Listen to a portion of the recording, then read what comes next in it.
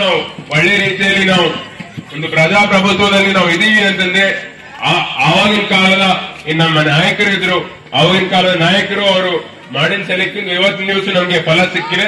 ಇದನ್ನು ನಾವು ಮತ್ತೆ ಮುಂದುವರಿಸಬೇಕು ಅಂತಂದ್ರೆ ನಾವು ಕೂಡ ಸಮಾಜಕ್ಕಾಗಿ ಎಲ್ಲರಿಗಾಗಿ ನಾವು ಒಳ್ಳೆ ರೀತಿ ಕೆಲಸ ಮಾಡಬೇಕು. ನೀವು ಕೂಡ ಎಲ್ಲ ಯುವಕರು ನೋಡಿದೀನಿ, ನೀವು ಬಹಳ ಉತ್ಸಾಹದಿಂದ ಕಾರ್ಯಕ್ರಮ ಮಾಡ್ತಾ ಇದ್ರಿ. ಇವತ್ತಿನ ದಿವಸ ಮೂರ್ತಿ ಅನಾವರಣ ಕಾರ್ಯಕ್ರಮ ಕೂಡ ನೀವು ಬಹಳ ಒಳ್ಳೆ ರೀತಿಯಲ್ಲಿ ಮಾಡಿದ್ದೀರಿ, ಅದಕ್ಕೆ ತುಂಬಾ ಸಂತೋಷ ಆಗ್ತಾ ಇದೆ.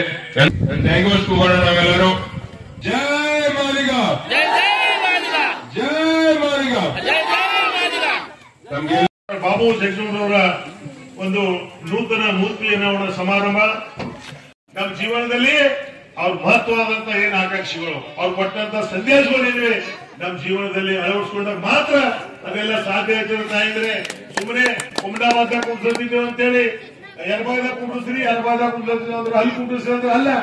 ಇಂಥ ಮಹಾಪುರುಷರ ಮೂರ್ತಿ ಆಗಿದಾಗ ನಾವೆಲ್ಲ ಯುವಕರು ಮತ್ತೊಮ್ಮೆ ನಾನು ರಾಜಶೇಖರ್ ಪಾಟೀಲ್ ಸರ್ ಅವರಲ್ಲಿ ಮತ್ತು ಕಾಂಗ್ರೆಸ್ ಅವರಲ್ಲಿ ವಿನಂತಿಸಿ